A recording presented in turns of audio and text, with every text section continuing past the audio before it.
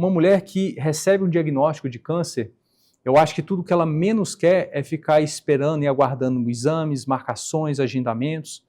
Então, o que a gente propõe para ela em relação ao tratamento inicial é que ela não tenha nenhum tipo de preocupação quanto a isso.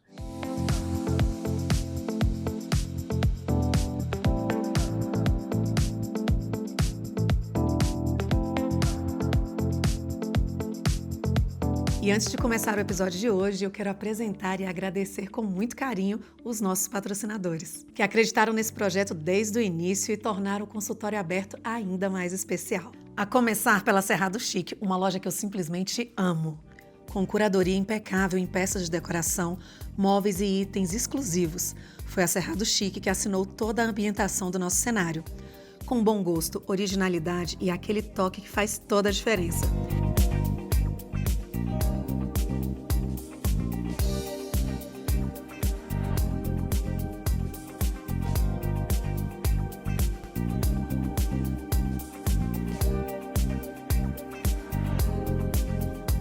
E para você que está nos acompanhando, tem 10% de desconto exclusivo na Cerrado Chic, para que você possa transformar os seus ambientes com elegância. O QR Code já está aqui e o link já está aqui na descrição. E hoje eu abro o consultório com o Dr. Leandro Rezende.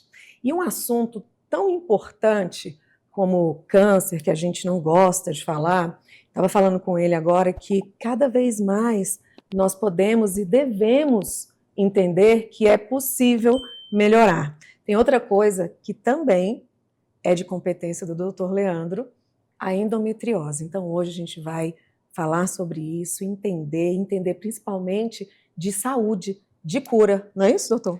Isso mesmo, Carol. Bom, então hoje o objetivo é basicamente desmistificar a questão de câncer e endometriose serem doenças basicamente incuráveis.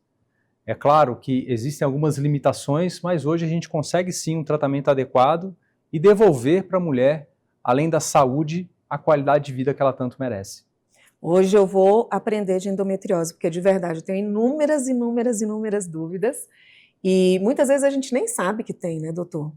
Primeiramente, eu gostaria que você se apresentasse oficialmente, falasse das suas formações. Um dos objetivos nosso aqui no Consultório Aberto é poder mostrar esse médico que realmente se especializou, estudou, continua estudando, médicos assim como você que já estão dando aula, ensinando outros médicos. Então, por favor, apresente-se e aí depois eu começo aqui com as minhas perguntas. Perfeito. Bom, meu nome é Leandro Rezende, eu sou médico ginecologista, mineiro. A minha formação é basicamente tanto a parte de faculdade como a residência em ginecologia na Universidade Federal do Triângulo Mineiro, em Uberaba, Minas Gerais. Depois disso, eu fui para Campinas fazer o mestrado em ginecologia oncológica, o doutorado em Botucatu. Eu ainda fiz um curso de especialização em cirurgia minimamente invasiva num instituto renomado, que é o IRCAD, em Estrasburgo, na França, e um fellow em ginecologia oncológica no maior hospital oncológico dos Estados Unidos, que é o Memorial Sloan Kettering, que fica na cidade de Nova York. E vim para Brasília depois dessas especializações, por ter algumas oportunidades, Brasília ser uma cidade que abriu as portas para mim, e eu vi nisso um local onde eu já havia morado aqui antes, inclusive, minha adolescência, e achava que nunca mais voltaria, retornaria, mas vi oportunidades interessantes em poder realmente ajudar as mulheres brasilienses. Que bom, fico feliz. Sua esposa é daqui, não? Minha esposa é de Goiânia. Nós nos conhecemos na faculdade ainda, e ela é reumatologista, e decidimos vir para cá. Ah, então vocês se conheceram em Minas. Nos conhecemos em Uberaba. Que legal. Doutor, e a ginecologia? Por que essa escolha? Por que a escolha de ginecologia oncológica? Você vem de família de médicos? Como é que surgiu essa questão da medicina, esse desejo? Carol, eu adoro essas perguntas, porque basicamente se traduz em uma palavra, admiração. Eu tenho, antes de mais nada, uma admiração muito grande pelas mulheres. As mulheres da minha família sempre foram figuras muito fortes, muito marcantes na minha vida. Não tenho uma família predominantemente de médicos. O meu avô realmente era médico, praticava uma medicina realmente muito social e que realmente eu tenho muita admiração por ele, não somente como médico, mas como pessoa. Mas minha família não tem tantos médicos assim, a maioria é advogado, engenheiros, mexe na parte, né, do campo. E, sem dúvida, o que me motivou a fazer ginecologia, na faculdade a gente passa por todas as especialidades e você consegue ver a sua afinidade. Então, primeiro, eu queria algo que eu conseguisse ter um raciocínio clínico interessante e também praticar cirurgia. Eu sempre tive uma habilidade, né, eu sempre gostei muito de cirurgias, de realmente estar em campo cirúrgico, mas eu sempre vi, às vezes, a cirurgia geral como algo que limitava um pouco o meu raciocínio clínico. E o bem da verdade é que eu tenho uma facilidade e uma admiração muito grande em lidar com mulheres. Eu acho que eu consigo realmente conectar muito, às vezes, ideias, sentimentos, e eu consigo absorver, às vezes, o que ela quer passar de uma forma mais simples e mais serena, e de uma forma com muita segurança, que foi o que eu procurei em todas as especializações que eu fiz. Como é que você lida? Não sei se isso é uma verdade para você, se eu estiver errada, você me corrija. A minha mãe trabalhou durante o tempo de carreira dela, praticamente a maior parte do tempo, no PS da Gineco. Então, ali era um local que eu ficava sempre transitando, tinha o doutor Jardim e mais um médico homem, não, doutor Metódio também, mas a grande maioria de mulheres. Isso me leva a pensar, né, as mulheres elas se sentem mais confortáveis se elas puderem escolher. Você já sentiu isso, ou já ouviu algo? Tem alguma que prefere, principalmente depois dessas situações que ocorrem também em consultórios, são tantos problemas, mas esse fato da intimidade da mulher, como é que você lida com isso sendo homem? Como é que foi essa sua trajetória? A gente ainda sente uma certa, vamos dizer assim, uma certa resistência pelo fato de ser homem.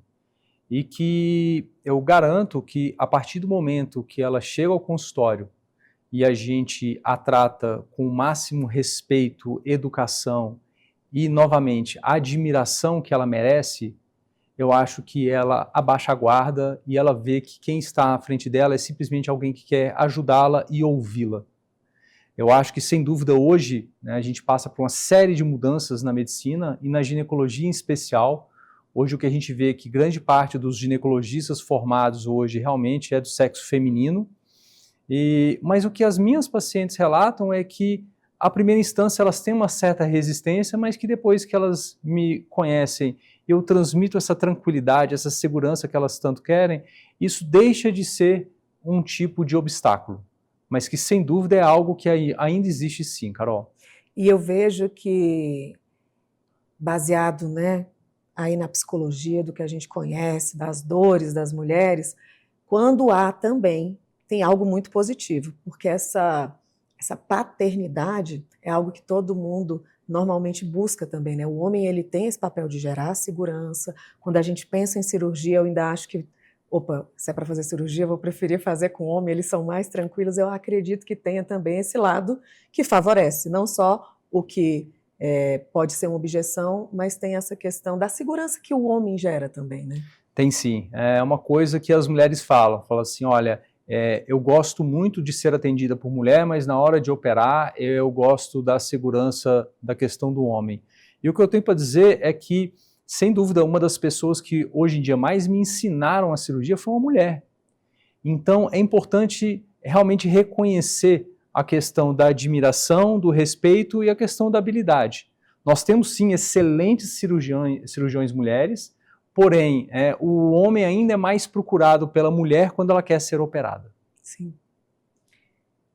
Que acredito que com essa evolução, com as pessoas entendendo cada vez mais, com o advento da internet, para quem se interessa realmente, né, por ter mais conhecimento, deixar essa questão do sexo de lado. Né? Chegou a hora já da gente entender que não é sobre gênero, e sim sobre competência, sobre habilidade e principalmente sobre intenção, porque independente do gênero, se você tem uma intenção de se tornar e tem a habilidade para isso e estuda para isso, você vai ser um profissional excelente. Faz sentido? Perfeito, perfeito. Eu acho que já chegou o momento da gente falar tanto sobre essa questão da diferenciação entre sexo ou gênero, o que quer que seja, e a gente tem que procurar a excelência. E a excelência é construída basicamente através da experiência, de uma boa formação, uma formação sólida. Sim. aliado a você realmente conseguir replicar sempre a mesma coisa com pacientes diferentes, para que você consiga o objetivo que é sempre o mesmo, é devolver para a mulher a sua qualidade de vida e a sua saúde, custe o que custar. Maravilha. Agora gostaria que você explicasse essa ginecologia oncológica, quando é que essa paciente chega até você por esse motivo. Também, o que é a endometriose, para que fique claro para as pessoas, para mim, né, que é justamente essas áreas que você está atuando principalmente hoje e as cirurgias minimamente invasivas. Da maneira que você decidiu organizar, gostaria que a gente explicasse isso para que nós pudéssemos começar a falar, né, da cura, como você disse que é possível para a endometriose, mas que a gente possa entender que cânceres o ginecologista oncológico atua. Você vai atuar na cirurgia? Como é que funciona? Ótimo. Bom, vamos lá. Então, a ginecologia oncológica hoje, ela é responsável pelo tratamento do câncer da mulher do ponto de vista da pelve. Seria colo de útero, o mais comum e o mais prevalente no Brasil, nas mulheres da parte ginecológica. Endométrio, que é o câncer que é mais comum nas mulheres dos países desenvolvidos, porque ele tem uma forte associação com a expectativa de vida alta e com a obesidade, que é tão importante nos outros países. Ovário e vulva, que são os principais. Hoje, a gente não consegue mais trabalhar, do ponto de vista de ginecologia oncológica ou cirurgia em geral, como de forma muito pessoal. A gente trabalha em equipe. Hoje, a maioria das pacientes que vêm para serem tratadas do ponto de vista oncológico, elas vêm encaminhadas de um colega. Então, um colega que realmente fez um diagnóstico da paciente de câncer através de uma biópsia, de um exame de imagem, e ele realmente nos encaminha essa paciente. Então, essa paciente, ela sabe, a partir do momento que ela entra no meu consultório, que ela está diante do Dr. Leandro, mas que por trás disso existe toda uma equipe que já se mobilizou, inclusive, para conseguir levar até ela o melhor tipo de tratamento para realmente otimizar todas as ações. O que eu entendo, Carol, uma mulher que recebe um diagnóstico de câncer, eu acho que tudo que ela menos quer é ficar esperando e aguardando exames, marcações, agendamentos. Então, o que a gente propõe para ela em relação ao tratamento inicial é que ela não tenha nenhum tipo de preocupação quanto a isso. Então, nós temos, eu tenho uma equipe que se preocupa em relação a tudo isso, marcação de exames, que tipo de tratamento vai ser feito naquele primeiro momento, se é cirúrgico, se não é.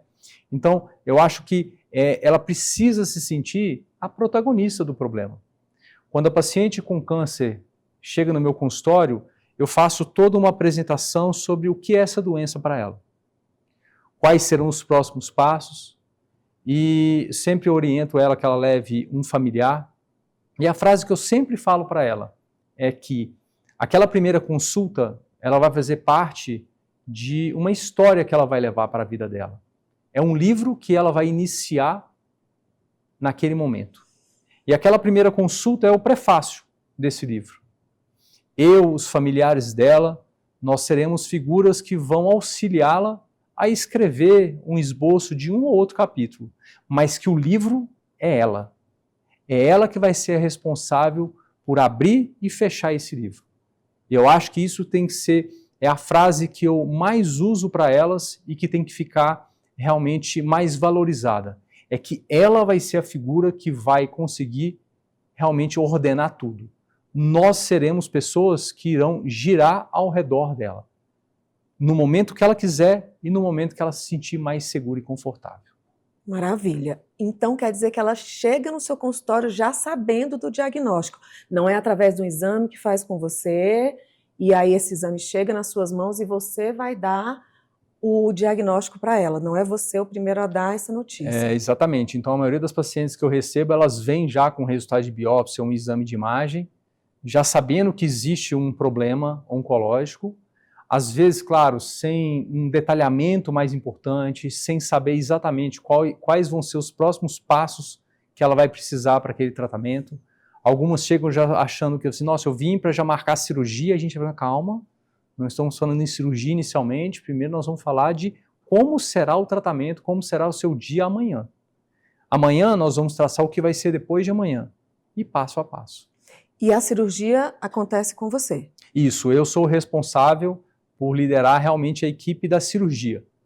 A gente, né, sempre tem junto conosco um oncologista clínico que também vai receber essa paciente e que vai ser a figura que muitas vezes centraliza muitas dessas ações, porque é o médico responsável pela prescrição de quimioterapia, de imunoterapia. Então é muito importante que a gente inclusive tenha esse alinhamento, né, que a gente tenha um pensamento muito singular e que caminhe na mesma direção. Certo. E aí depois ela fica retornando e continua com você até a conclusão desse livro. Você vai acompanhá-la durante todo o restante da vida dela. É a frase que eu mais falo com ela. Essa consulta vai começar aqui, a nossa relação vai começar aqui, mas ela não vai terminar com a cirurgia. A cirurgia é um capítulo do livro, mas que nós estaremos juntos até o final. Seja ela da forma como ela quiser. Se ela às vezes quiser escolher outra pessoa, não tem problema, mas eu ficarei com ela até o final. Então, veja se eu entendi bem, os cânceres da pelve, como você trouxe, né, que é vulva, colo de útero, endométrio e ovário. E ovário. Por ordem, o que a gente mais opera hoje, mais faz tratamento é ainda colo de útero. Né? O câncer do colo do útero é o terceiro mais comum entre as mulheres no Brasil, só perde para mama e canal do reto. E depois é o de colo de útero. No câncer de colo de útero ainda é muito comum. E é muito triste, né? Porque é um tipo de câncer que ele é prevenível através de estratégias simples, que seria a vacinação e o rastreamento através do exame de rotina que a mulher deveria fazer, que é o Papa Nicolau. E depois, hoje, realmente, o que a gente mais trata é o câncer de endométrio. O câncer de endométrio, se nos países da Europa e nos Estados Unidos ele é o mais comum, como eu disse, os principais fatores de risco para o câncer de endométrio são a raça branca, obesidade e a idade acima de 60 anos. Então, como nesses países mais desenvolvidos existem mais mulheres com uma expectativa de vida maior, elas têm uma chance realmente de desenvolver mais esse câncer. Mas, sem dúvida, o câncer de endométrio é o que a gente vê maiores atributos à questão de comportamentos e hábitos de vida, que é a obesidade. Então, é uma triste herança que nós estamos herdando dos países desenvolvidos, que é cada vez mais se praticar menos atividade física, se preocupar menos com a alimentação, então, alimentos industrializados. Então, a gente tem chegado realmente a níveis parecidos com os americanos. Hoje, Carol, nos Estados Unidos, de cada 3 adultos, 1 é obeso. Na Europa, de cada 4 adultos, 1 é obeso. E, infelizmente, o Brasil tem herdado essa condição e que tem se tornado cada vez mais comum nas mulheres brasileiras. E depois o câncer de ovário, que é menos comum, mas é muito importante porque ele é muito letal. E eu nunca tinha ouvido falar em câncer da vulva. Câncer de vulva. O câncer de vulva ele é especialmente comum em mulheres com mais de 60 anos, e aí novamente entra a questão da expectativa de vida. No período que eu passei em Nova York, foi sem dúvida quando eu vi mais casos de câncer de vulva. Então lá realmente é uma referência de tratamento. A grande maioria dos casos se inicia com lesões que a paciente acha, que a mulher acha que é às vezes um pelo encravado, uma lesão mais simples, mas que acaba evoluindo para uma úlcera cada vez maior e que o tratamento muitas vezes costuma ser muito radical. Uau! Então vamos para o endométrio? Vamos! Porque o endométrio é um órgão, como é que é? O que é essa endometriose? O que acontece com as mulheres? Porque tudo isso, na minha percepção, é muito associado à dor, à cólica, mas aí depois pode ter um impacto na fertilidade. Explica bem esmiuçado, bem detalhadamente para a gente. Eu vou falar exatamente como eu falo com as pacientes no meu consultório.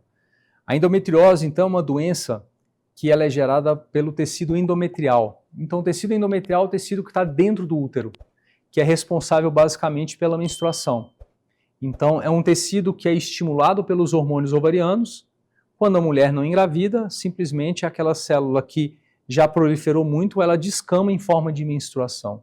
E a endometriose é quando esse tecido se encontra fora do útero. O grande questionamento que nós temos hoje das teorias é como que essa célula que deveria estar dentro do útero vai parar fora do útero. Em órgãos que às vezes, pela questão da topografia, questão anatômica, são até mais explicáveis. no ovário, na bexiga, no intestino. Mas e como é que a gente explica, às vezes, aqueles casos de endometriose no diafragma, no pulmão de mulheres, que às vezes realmente nos deixam assustados em relação a isso? Então existem algumas teorias, né? Nenhuma delas foi, do ponto de vista científico, 100% aceitas ainda, mas existem algumas teorias quanto a isso. E a endometriose chega na vida da mulher de uma forma muito mais sintomática do que ela imagina. Hoje, infelizmente, para você ter ideia, a gente tem um atraso no diagnóstico nas mulheres brasileiras que pode chegar a 9, às vezes 11 anos entre o início dos sintomas e o diagnóstico. Por quê? Porque muitas são desacreditadas.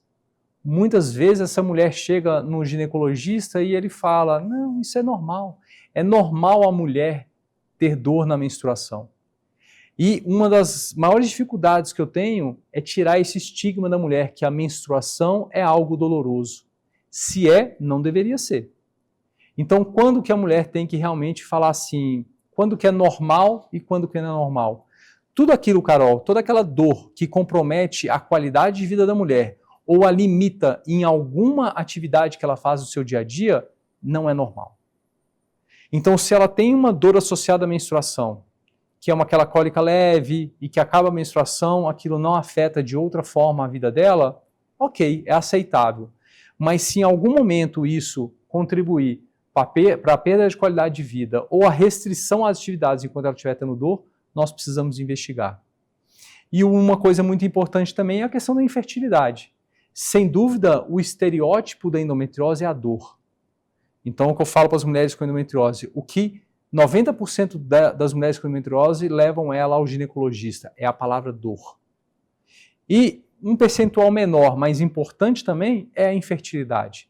É aquela mulher que numa idade ainda jovem está tentando por muitos anos engravidar e não consegue. E em vários exames realizados não se encontra uma outra causa. Então, essa mulher eu preciso fazer uma investigação mais minuciosa, mais detalhada, que às vezes pode até passar por uma cirurgia inicial, mas que eu preciso realmente responder essa pergunta para ela. Doutor, o que eu tenho? De onde vem essa dor? Por que eu não consigo engravidar? E isso a gente consegue hoje de uma forma realmente muito mais simples do que conseguíamos há 15 anos atrás, por dois motivos básicos. Primeiro, porque tem sim aumentado muito o número de mulheres com esse tipo de doença. E segundo, que hoje a gente tem estratégias muito mais definidas, pré-estabelecidas, que nos consegue realmente dar o diagnóstico sem precisar de medidas tão intervencionistas. Ou seja, através de exames. Exatamente. Então, hoje o exame físico, através da entrevista, que é a anamnese, e exames radiológicos, a gente consegue realmente prestar as informações que ela necessita. Eu lembro que na minha época de formação ainda, quando a gente falava de endometriose, há quase 20 anos atrás, era uma doença que ela era vista assim, basicamente para eu falar que a mulher tem endometriose, eu preciso fazer uma cirurgia para achar um foco, mandar para a biópsia e dizer, olha, era endometriose mesmo. Ou seja, a mulher já foi exposta ao risco de uma cirurgia, às complicações possíveis dela, e hoje a gente inverte esse papel. Hoje o que a gente faz? Hoje a gente tem pessoas especializadas em fazer exames de imagem, seja ele ressonância, ultrassom, e quando a gente propõe para a mulher um tratamento, às vezes quando é necessário a cirurgia, ela já vai para uma cirurgia onde ela vai receber o diagnóstico e o tratamento definitivo. Então é isso que mudou. A gente realmente consegue pular etapas em relação a esse tipo de tratamento. Quando você falou que demora até 9 anos e todo o processo ele é sintomático, quais são os principais sintomas de uma possível endometriose? Como eu disse, o que mais chama atenção realmente é a dor. É a dor que a gente diz incapacitante e que não melhora muitas vezes simplesmente com medicação. E uma coisa que chama muita atenção é que às vezes a mulher atribui somente a dor, mas quando a gente começa a conversar com ela e perguntar outras coisas, ela começa a associar, realmente. Então ela chega com dor, mas eu começo a perguntar, quando você está menstruada, às vezes você percebe que existe uma mudança no padrão intestinal? Seu intestino começa a funcionar de forma diferente de quando não está menstruada? Aí ela começa, Carol, agora que você falou faz sentido. Próximo da menstruação, quando vai ter uma relação sexual, dependendo da posição, começa a ter um pouco mais de dor do que em outros períodos? Realmente, doutor, eu começo a perceber isso. Às vezes os casos mais, que são mais impactantes, a endometriose no diafragma, pulmão, a gente começa a ver que ela começa a sentir, às vezes, dores no ombro, uma dor quando vai respirar no período menstrual, que ela não iria relatar se eu não perguntasse de forma ativa. Então, são aqueles casos, não é que não se soube procurar, não soube a pergunta certa para a mulher certa.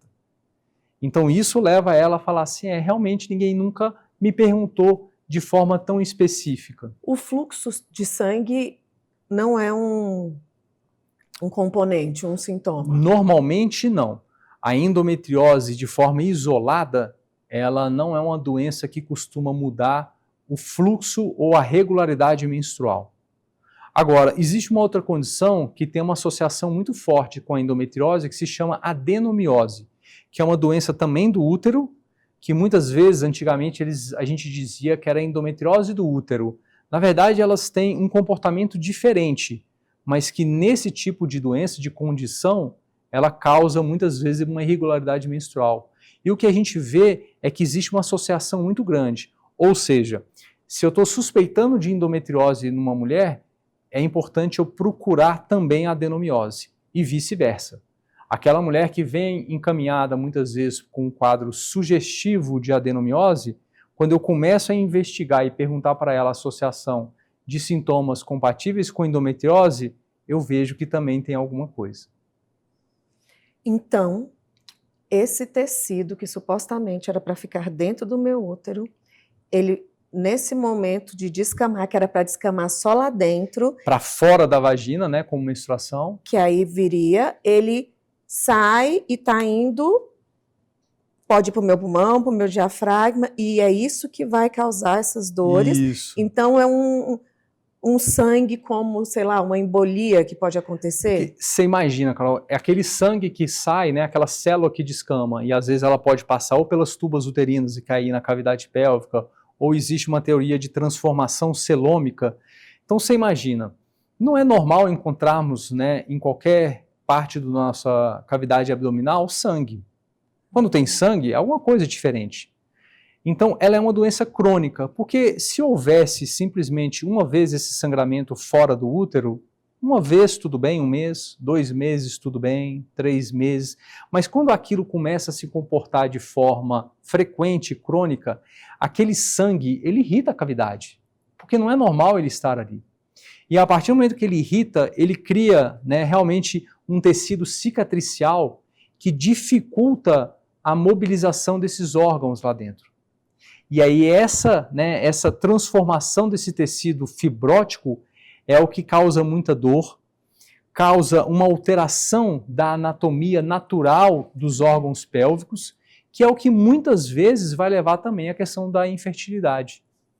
Então, quando a mulher tem uma proposta, por exemplo, de cirurgia para endometriose, a primeira coisa que a gente tem que pensar é restaurar, restabelecer a anatomia natural. É aquela mulher que quando a gente vai começar, quando a gente vê nos exames de imagem, eu já mostro para elas ali na imagem. Falei aqui, olha o tanto que o seu útero está deslocado o eixo de lugar. Ele deveria estar no centro da pelve. Porque aquele tecido que se formou está apertando. Está puxando aquele órgão para o lado. Então isso causa uma distorção anatômica que leva não somente à dor, mas também muitas vezes à infertilidade dessa mulher. O correto seria que eu fosse ao meu ginecologista e ele já identificasse ali no exame, ou como é que essa mulher hoje que está nos ouvindo, ou essa mãe que quer verificar com relação à filha, né, pede-se esse exame, ou vai ao ginecologista já falando sobre isso, ou para uma dor que não seja tão incapacitante, o que você faria? Você tem 2 filhas, né? 2 filhas. Como é que vai ser lidar com essas meninas para poder identificar isso? Não só 2 filhas, 4 cunhadas, minha vida, como eu falo, é realmente florida de mulheres. Basicamente, no nosso consultório, no meu consultório, existem 2 perfis de mulheres que chegam com endometriose. A primeira é aquela que ainda não sabe nada, é aquela mulher que vem uma procura porque já passou por vários outros médicos, que diziam que essa dor era normal, que ela deveria se acostumar com aquilo, que já tentou às vezes o uso de anticoncepcional e não conseguiu. Essa é a primeira, que eu julgo ser a que chega realmente mais oprimida e mais indefesa, porque ninguém ainda soube minimamente explicar para ela e falar sobre o comportamento dessa doença. E o segundo é que, a partir do momento que a gente começa a se tornar referência em relação a esse tipo de tratamento, são colegas ginecologistas que falam para ela que os exames mostram que ela tem endometriose e que encaminham para alguém que faça o tratamento de forma mais ativa. Então, hoje, basicamente, eu lido com esses dois perfis de pacientes.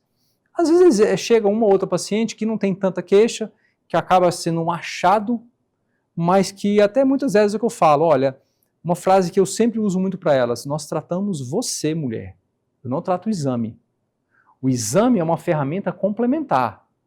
Hoje, indispensável, a gente precisa disso desde que com muita qualidade, mas a gente não deve limitar o tratamento dela ao exame. O exame radiológico, ultrassom, ressonância são importantíssimos, mas eles não devem ser figuras centrais em relação ao tratamento. Eles não devem ser exames que nos ditam a conduta. A conduta ainda é a questão clínica, os achados, a queixa clínica da mulher. Estou pensando aqui, a endometriose pode gerar um câncer? Quando você decidiu em operar, fazer essa ginecologia com a questão do câncer associado e depois decidiu operar a endometriose, tem algo que se conecta aí? Tem. Isso aí você falou uma coisa que cada vez se fala mais sobre endometriose. Então, é uma pergunta muito frequente que até alguns colegas me fazem. Leandro, você teve uma especialização, uma ultra especialização em oncologia. E por que agora focar tanto em endometriose? E eu diria que basicamente são dois fatores. O primeiro, a questão técnica cirúrgica. Quando a gente faz cirurgias oncológicas, a gente recebe um treinamento cirúrgico muito mais completo do que um ginecologista que não trata a parte oncológica. Então a gente passa por cursos, por exemplo, já fizemos cursos de dissecção em cadáver, em cursos realmente que nos habilitam a fazer cirurgias oncológicas e que se antigamente a máxima da oncologia era quanto mais se retirar, melhor para a paciente, hoje não. Hoje não é tirar muito, é tirar o que está doente. Então hoje nós fazemos na oncologia cirurgias realmente ultramodernas, com preservação de nervos, de vasos, que permitem a paciente se verem livres da doença, mas continuar caminhando e fazendo as atividades do dia a dia sem restrição. Então antigamente, Carol, a gente fazia cirurgias muito radicais que a mulher às vezes ficava com incontinência urinária, incontinência fecal, o que muitas vezes era considerável ok, por quê? Mas tiramos o câncer. Mas a gente hoje em dia não se presta mais somente a tirar o tecido doente. Então a gente tem que fazer uma cirurgia correta para a paciente correta e controlar a radicalidade. Então esse refinamento cirúrgico que hoje a gente trouxe da ginecologia oncológica, eu consigo aplicar à endometriose. E o segundo que eu acho mais importante é que o médico que trata a paciente oncológica, ele é um grande facilitador da paciente. E eu levo essa experiência de facilitador da paciente oncológica para a paciente da endometriose.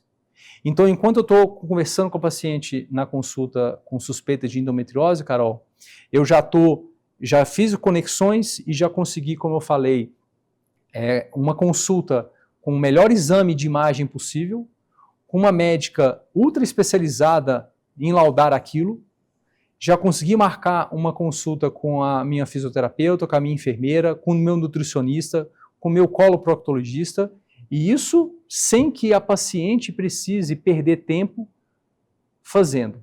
Porque eu entendo que é uma paciente com endometriose, uma paciente que passa por uma rotina de dor, de constrangimentos, e de muitas vezes de não ser acreditada pelos médicos que ela foi anteriormente. Então, são dois fatores que eu consegui, através da oncologia, transportar para a endometriose. Primeiro, técnica cirúrgica, e segundo, tornar a paciente com endometriose figura central do tratamento. em que eu vou criar um ambiente para ela em que vários outros especialistas, seja eles médico, não médico, né, enfermeiro, fisioterapeuta, nutricionista, que tanto nos ajuda, para que todos nós vamos servir essa paciente. Então, sem dúvida, esses são os dois principais. E respondendo a sua outra pergunta, sim, hoje já existem estudos mostrando que pacientes com endometriose têm um risco aumentado para câncer. Basicamente, né, a gente vê muita relação com câncer de ovário. Então, sem dúvida, saber, conhecer e tratar pacientes com câncer me traz uma expertise ainda maior na hora de eu falar para a paciente, olha, você é um tipo de mulher que precisa de um tratamento um pouco mais radical que as demais. Por quê? Porque esse seu tipo específico de endometriose pode, no futuro, aumentar a chance de um tipo específico de câncer, especialmente ovário. Uau! Milhares de perguntas aqui na minha cabeça, fora as que eu já tinha feito aqui. Mas, quando você falou, Carol, lá atrás, tirava-se o máximo para que, o câncer saiu, essa pessoa não vai ter aí uma metástase, esse câncer vai voltar. Só que, até hoje, se você me perguntasse assim, Carol, descobriu-se um câncer, eu ia falar, baseado em tudo que eu ouvi, tira tudo logo, já que esse útero não serve para nada, e mais? Me explica isso. Isso aí foi um ganho muito grande que nós tivemos com a cirurgia minimamente invasiva. A cirurgia minimamente invasiva, ela nos possibilitou, primeiro, voltar a estudar muito anatomia. Muita anatomia. Então hoje a gente tem um nível de conhecimento, de estudo muito maior sobre inervação pélvica, vasos pélvicos, que vão nos possibilitar tirar sim tudo que é doente, mas preservar basicamente nervos que são tão importantes para o dia a dia da mulher, para a questão fisiológica, para que ela mantenha realmente o dia a dia dela, a parte funcional ok. Eu nunca esqueço, Carol, ainda né, na residência, quando fazíamos essas cirurgias ultra radicais, a mulher saía da cirurgia muitas vezes com uma sonda no canal da urina, às vezes com aquela bolsinha de colostomia. Por quê? Porque a gente, às vezes, pensando em retirar tudo que existia de tumor ali, às vezes a gente acabava prejudicando outros órgãos e a funcionalidade desses órgãos. E aí, quando a gente começa a ver, depois do resultado das biópsias, a gente via que tinha tecido que ainda não tinha doença, ou seja, eu tirei mais do que deveria. Então a gente foi cada vez mais diminuindo a radicalidade sem perder o intuito básico, que é tirar toda a doença.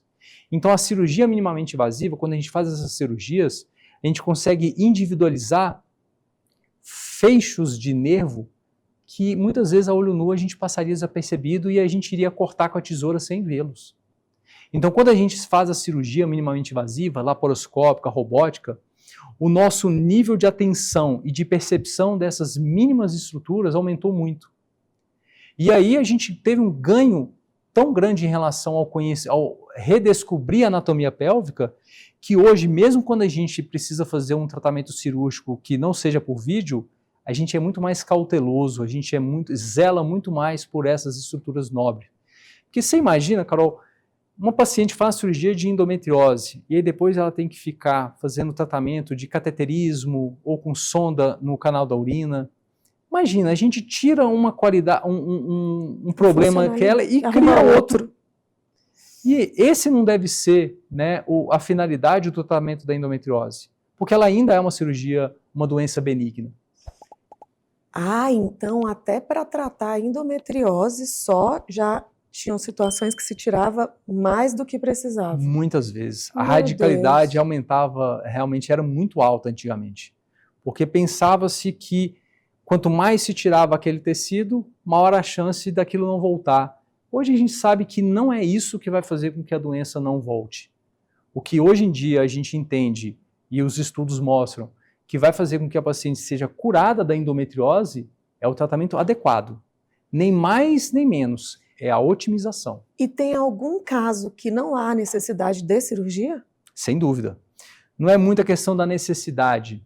É a questão da gente entender que a endometriose é uma doença crônica e que pode sim tentar o tratamento através de medidas clínicas, seja hormonal, comportamental, Porque, como eu falei, a gente às vezes recebe paciente que fala assim, Leandro, eu não tenho dor, mas quando eu estou no período menstrual, o meu intestino não funciona legal. Muda muito. Então, às vezes, né, tem nutricionistas que trabalham junto conosco que, às vezes, com mudanças do padrão da dieta dela, ela consegue restabelecer uma função e que ela não vai precisar, por exemplo, de uma eventual cirurgia.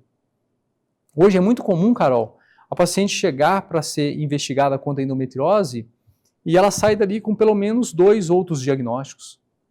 Uma alteração funcional do intestino, uma doença às vezes crônica, às vezes principalmente a gente vê muito a associação com a endometriose, é uma doença que tem um padrão muito comumente associado à depressão, fibromialgia.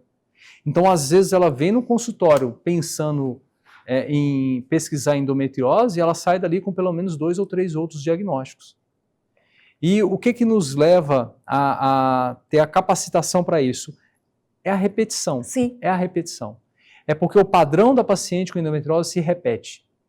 E é o que a gente costuma fazer, inclusive, nas cirurgias minimamente invasivas. O que nos faz chegar a resultados bons em relação à cirurgia minimamente invasiva é uma palavra, é a padronização da cirurgia. Carol, a paciente pode ter uma endometriose focal, só em um lugarzinho, ou multicompartimental, bexiga, intestino. A forma como nós abordamos, que a gente começa a cirurgia e termina, é exatamente a mesma. Então, a padronização da cirurgia de endometriose ou mesmo de câncer é a mesma. Ou seja, o critério do início até o fim, vamos pensar, a minha cabeça é mais da engenharia, né, do que da medicina nesse caso. Você vai repetir todos os fatores ali, vou olhar aqui primeiro, depois eu sigo para cá, depois eu vou até lá, ou seja, não tem como ir sempre a replicação. É o que você faz aqui. Independente do tema que você aborda com quem está aqui sendo entrevistado, você começa com a apresentação, Sim. mostrar objetivos, depois a conclusão. Isso a gente faz cirurgicamente.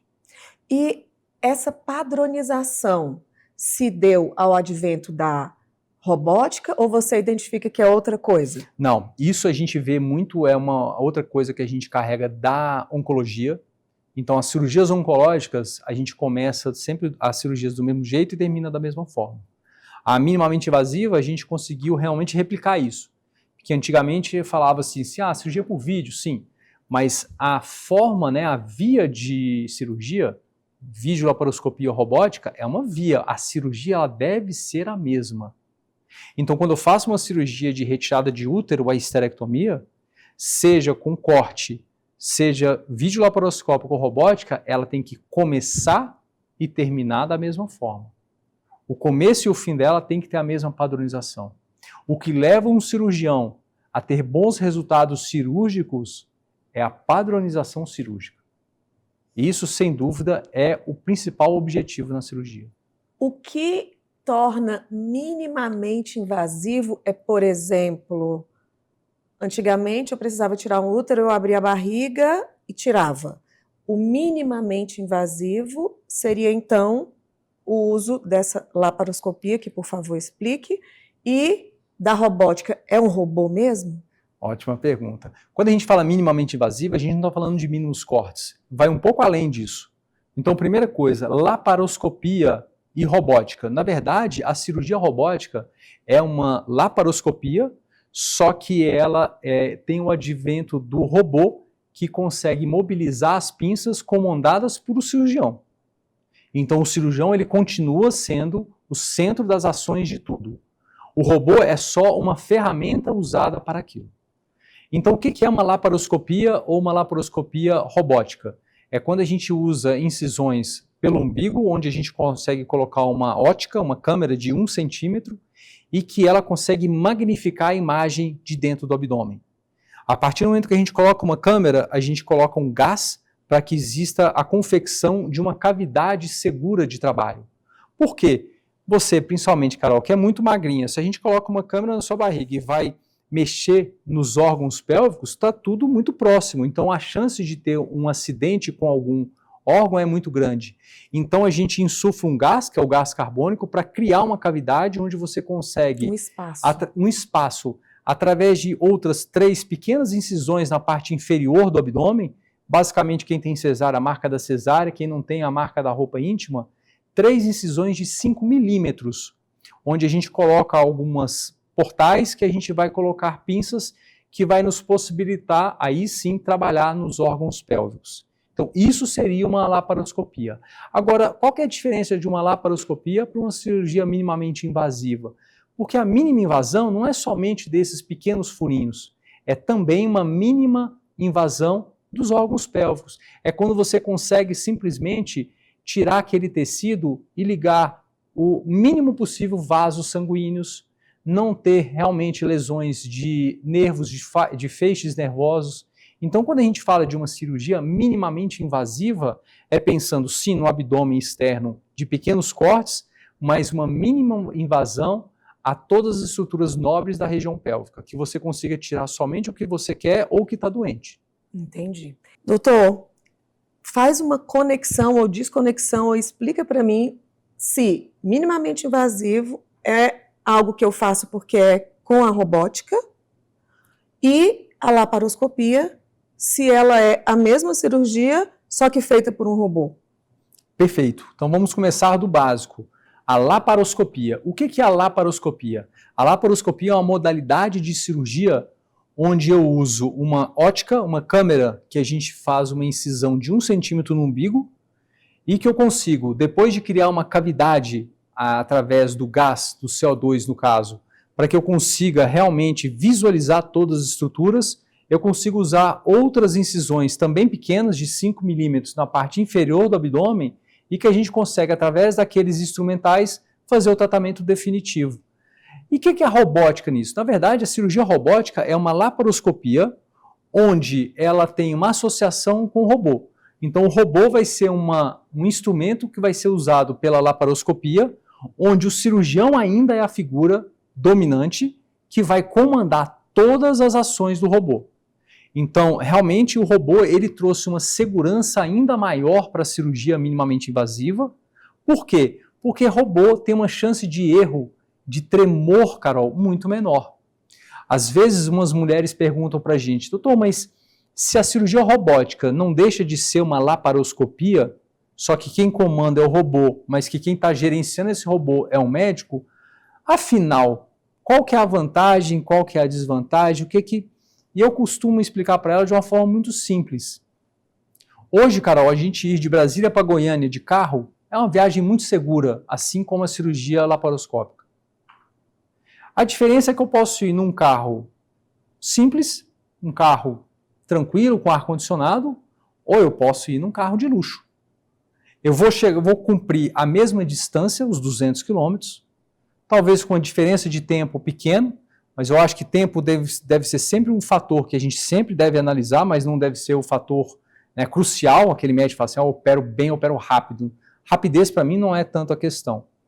Mas você vai chegar de uma forma ergonômica muito mais tranquila, muito mais confortável.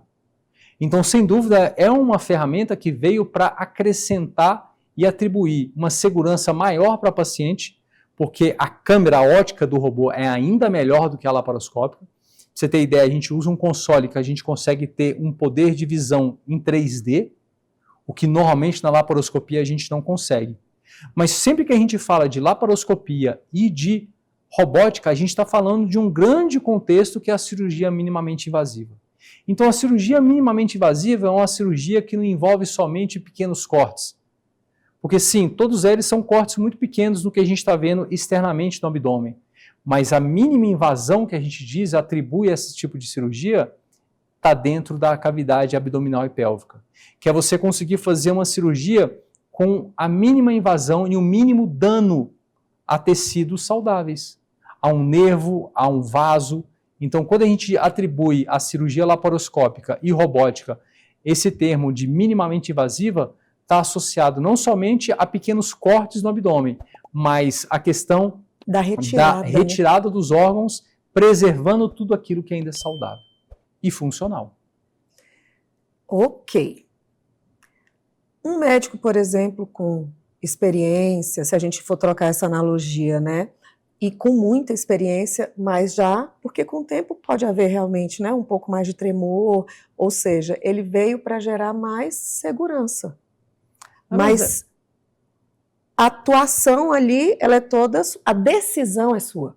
E outra, torna a cirurgia realmente mais fácil para a gente. A verdade é essa. É uma cirurgia mais fácil. E o mais importante para a paciente, mais segura. Ela aumenta a segurança do paciente. Porque você imagina, às vezes, um pequeno tremor, um pequeno descuido, às vezes, ao ver uma estrutura diferente, quem está, às vezes, manipulando pode se distrair. Às vezes alguém entra na sala cirúrgica, às vezes chama um pouco a atenção. O robô não tem disso. O robô não cansa. O robô, às vezes, não foi malhar no dia anterior o ombro, malhou demais e, às vezes, fica cansado na hora de segurar a câmera. Então, a gente tira esse papel, às vezes, da possibilidade de minimizar o erro humano. A robótica só é utilizada na laparoscopia, doutor? Ou hoje em outras... Não, hoje em dia existem outras modalidades, né? Cirurgias ortopédicas feitas com robô também, coluna. Então, tem outros tipos também, não somente na laparoscopia. Entendi. A robótica, na verdade, ela é utilizada na laparoscopia, ou seja, ambas vão fazer esse inchaço com gás para aumentar a visualização. Exatamente. É necessário isso, né? Então, se a gente for fazer uma cirurgia laparoscópica em você, Carol, que é magrinha, a gente vai colocar uma câmerazinha dentro do seu umbigo, mas as estruturas, né, os órgãos, principalmente alças intestinais, vão estar muito próximos. Então, se eu fizer outras incisões e começar a manipular essas alças, eu posso, porventura, ter alguma lesão acidental. Então, eu coloco um gás, que é o CO2, o gás carbônico, que vai distender e vai criar um ambiente mais seguro, mais amplo, para eu poder manusear todas as estruturas com a maior segurança possível. Eu já quis brigar com ele 2 vezes aqui, que é a segunda vez que ele me chama de magrinha. Doutor, não estou magrinha. Ai, vamos lá. A medicina vem passando por transformações muito rápidas. Como equilibrar tecnologia e humanidade no centro cirúrgico? Uau, que pergunta, hein? Eu acho que é o trabalho incessante e diário disso. É saber que por trás, né, da paciente existe uma pessoa com limitações, com angústias, com medos. E do meu lado, me preparar o máximo possível para que eu consiga transmitir algo que eu acho muito honesto das pacientes comigo. A maioria das pacientes que passam na minha consulta falam para mim 2 frases que me chamam a atenção. Doutor, eu senti uma segurança muito grande ao conversar com o senhor. E a outra, eu te senti muito tranquilo. Eu acho que isso não é algo que a gente adquire do dia para a noite. Eu tenho, né, ao longo desses quase 20 anos, trabalhado isso de forma realmente incessante. Eu sou muito inquieto em relação a tudo que eu faço. Então, a partir do momento que eu tive um conhecimento e treinamento da cirurgia oncológica, eu parti para outro, que é a cirurgia minimamente invasiva. Então, eu tento sempre colocar em primeiro lugar a minha capacitação, mas nunca esquecer que também, do meu lado, existe uma pessoa que também tem limitações, tem a questão da idade, que muitas vezes sempre foi um fator crucial em relação a isso. Então, por exemplo, no começo, as pacientes às vezes não davam tanta, vamos dizer assim, segurança em relação a falar assim, doutor, eu acho que você tem pouco cabelo branco demais, hein, para estar aqui fazendo isso. Infelizmente, o que eu tenho para falar para elas, olha, eu só preciso do tempo. O tempo, ele realmente é o senhor do saber. Mas, sem dúvida, isso é algo que eu tento procurar muito. Então, eu tento me capacitar tecnicamente, conceitualmente. Acho que começar doutorado, principalmente em Campinas, isso me trouxe um ganho muito grande de conhecimento. As minhas frequentes idas, né, a eventos. Então, a semana passada eu estava na África do Sul, num evento. Então, eu tento realmente sempre ter essa questão da atualização. Mas saber as minhas fragilidades. Aí eu brinco falar com meus pacientes, né? Eu falo assim, isso aí eu resolvo com a minha psicóloga nas consultas regulares. É tão importante a questão da terapia, né? Eu estava olhando um vídeo hoje, acho que a Eliane, aquela apresentadora, estava falando sobre há quanto tempo ela faz terapia, o quanto isso melhora a nossa vida. E é tão importante ouvir isso de um médico que a gente acabou de ouvir, que as pacientes falam da questão do equilíbrio, da calma, da segurança, e quebrar o tabu de que quem faz terapia é para louco, Não, acho que é para quem se ama, né, doutor? Sem dúvida, eu acho que na medicina a gente, né, eu acho que uma das coisas mais chatas que tem, por exemplo, quando eu estou com a minha esposa, falo com ela, falo assim, olha, tudo que eu menos quero no jantar com a gente é ficar falando de medicina, eu quero falar de outras coisas, porque eu entendo que cada um tem seu lugar no nosso coração, no nosso cérebro, e a gente tem que saber alocar isso direitinho. Então, por mais que às vezes eu como médico tenha problemas pessoais, isso jamais deve passar para a minha paciente quando ela estiver no meu consultório. Eu tenho que saber colocar, né, que na psicologia eles falam muito, cada caixinha tem, a gente tem que saber abrir cada caixinha no seu momento certo, para a pessoa certa, no lugar certo e saber fechá-la. Exato. Exato. Vamos falar das mentorias. Agora você já, a partir desses 20 anos de experiência, mais de 5.000 cirurgias, tem uma intenção aí em estar ensinando, em estar, né, deixando esse legado, por mais que, graças a Deus, você está muito jovem ainda, vai continuar aí por muito tempo. Fala um pouco dessas mentorias, dessa intenção de você estar treinando outros médicos. Carol, desde que eu cheguei em Brasília, eu fiquei pouco mais de 10 anos trabalhando no SUS. E trabalhando no SUS em hospitais diretamente relacionados com o ensino. Então, eu pude participar da formação de muitos hoje colegas, que eu inclusive admiro muito deles, mas ginecologistas que eu via que na sua formação passavam por muitas fragilidades, às vezes coisas, né, tipos de tratamento e de treinamento que infelizmente ainda não é oferecido. E que isso limitava muitos deles, que eu via com potencial excelente, para começar a tratar pacientes da melhor forma possível.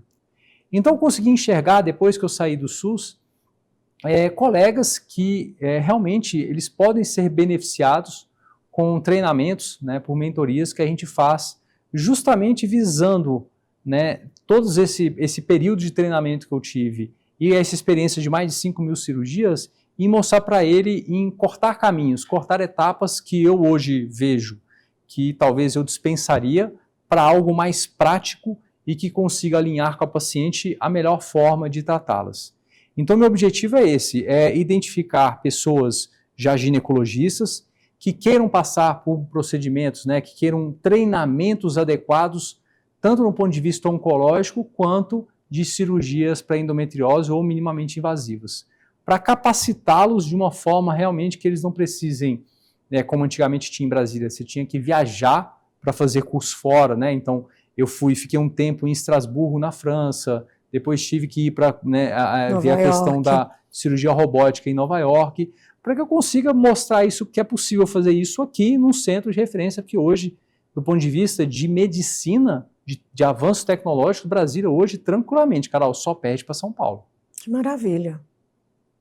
E não é todo mundo que tem o tempo, né, porque talvez tenha uma escala na secretaria e também consultórios particulares, principalmente o médico que está ali começando, é realmente cortar um caminho e aproveitar da experiência adquirida com tanto, né, porque não é fácil você fazer tantas viagens, o que você abre mão, né, o valor que você ali emprega, não só, porque não é só o curso, né, é a viagem, é estadia, é tudo isso podendo fazer aqui. E o tempo que eu perdi podendo fazer algo produtivo aqui, né?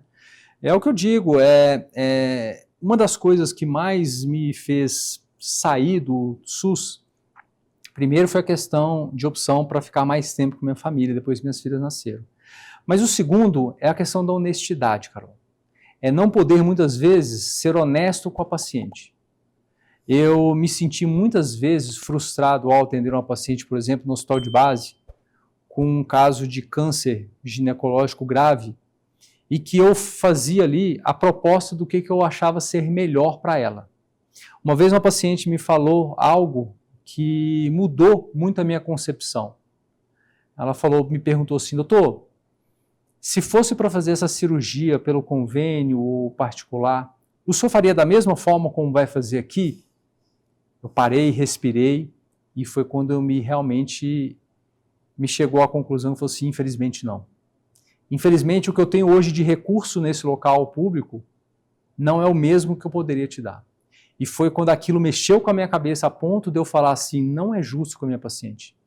Porque eu sou o mesmo Leandro, que atende aqui no hospital de base e no meu consultório privado. Então não é minimamente justo com a paciente fazer esse tipo de comentário, de falar assim, olha, infelizmente não. Então aquilo foi, sem dúvida, o que deu realmente o estalo para falar assim, Leandro, seu lugar não é mais aqui. Não é porque eu não gostava, eu amava estar ali, eu amava. Mas a partir do momento que não existe uma honestidade, uma cumplicidade de estar no lugar que eu não consiga possibilitar o mesmo tratamento para a mesma doença, para pacientes diferentes, por estar num local que não tem aqueles atributos, eu não acho realmente minimamente viável permanecer naquele local.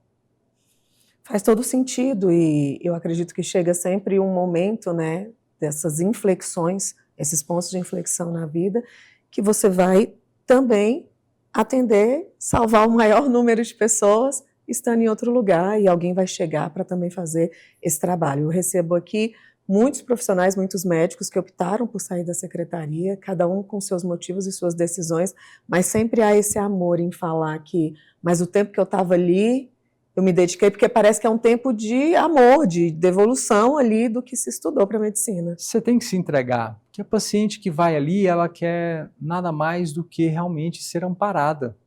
Ela não tem escolha, Carol. A paciente no privado, ela pode chegar e falar assim, não, eu escolho o outro.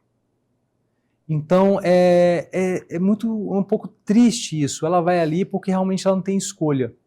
Então, o que eu tentava fazer é me doar o máximo possível, para que aquilo deixasse de ser algo realmente sofrido, para que fosse algo realmente acolhedor para ela. Entendido. Doutor, você que viaja muito, que está sempre, realmente, como você falou, né, a gente não conseguiu fazer sua entrevista porque você estava na África. Isso.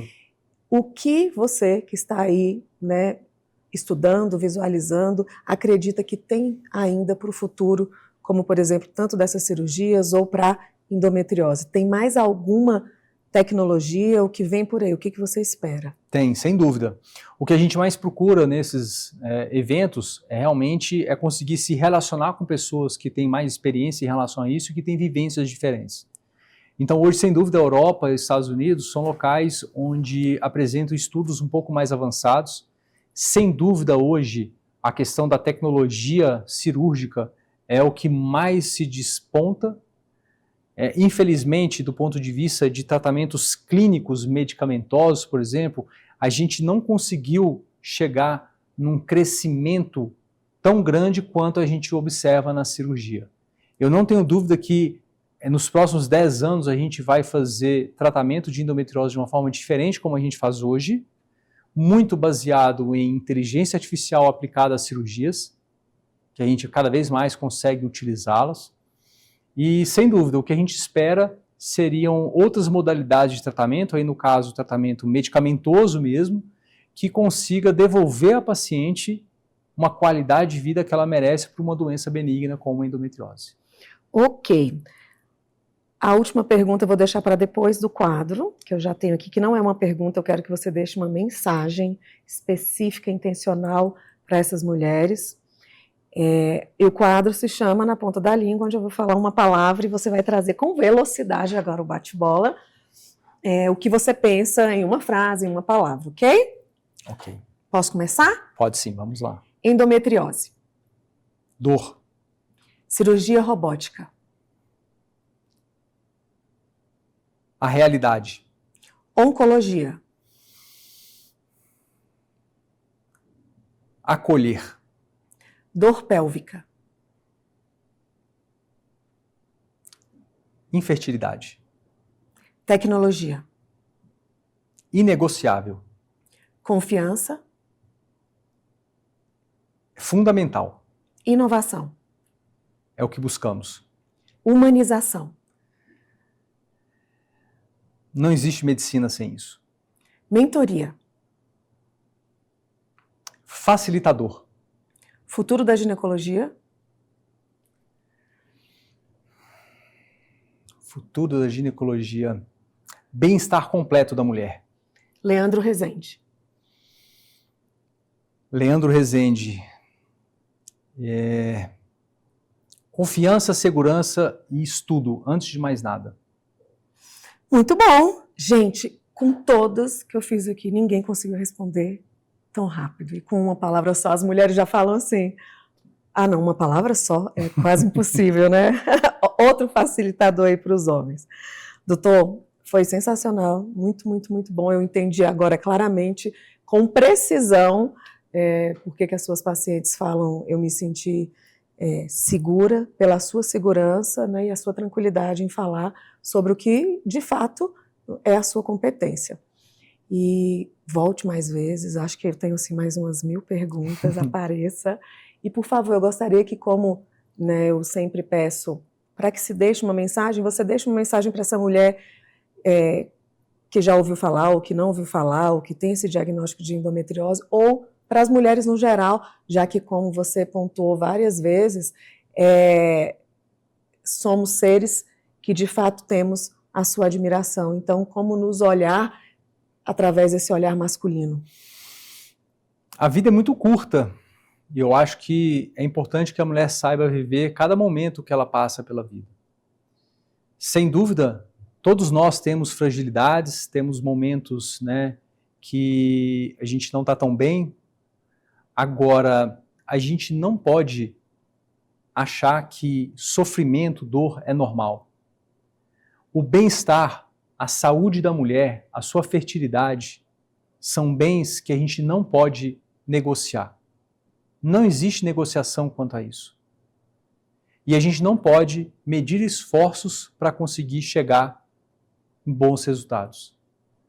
Independente da forma, da via, a paciente ela precisa ser ouvida, acolhida e acalentada. Enquanto o médico hoje não entender isso, que a medicina hoje não é só mais aonde você formou, onde você fez residência, se você tem mestrado, doutorado. Se você, como médico, tem esse pensamento, esqueça. A medicina hoje, ela vai muito além disso. É uma medicina que envolve o olhar, o toque, o acolhimento e você saber realmente atribuir a cada um o seu papel e entregar tudo de forma facilitada para a mulher. O ginecologista hoje ele tem que ser um facilitador de todas as ações e de todos os instrumentos, visando uma coisa, o bem-estar da mulher. Obrigada, de verdade, gostei muito.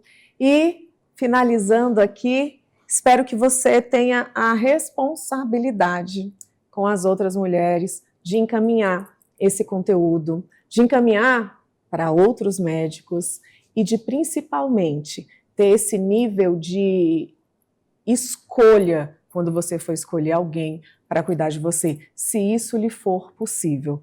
E caso não seja, assista a entrevista e pontue sobre as coisas, porque muitas vezes a gente utiliza a internet, as informações, para chegar acreditando, achando, né, eu quero esse cabelo assim, eu quero esse nariz assim, mas você entender o que é uma doença, o que é uma cirurgia, como ela funciona, eu já estou craque aqui agora, já sei até quantos furinhos são feitos, em que lugar e como é.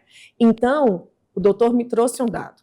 20% apenas das minhas pacientes me trazem desafios, porque 80% aceita, né? Você recebe uma receita e você vai tomar esse remédio porque você tem que tomar, porque eu sou médico. Não. A partir do momento em que você se interessa por você, não é em se tornar médico, mas se interessar por você, você vai saber escolher ou pelo menos conversar com esse profissional. Faz sentido? Completamente. Eu acho que é essa que realmente é o que deve ser entendido por quem está nos ouvindo nesse momento. E como sempre, aqui na descrição, o currículo do doutor, o CRM, onde encontrá-lo, e para você, até o próximo Consultório Aberto.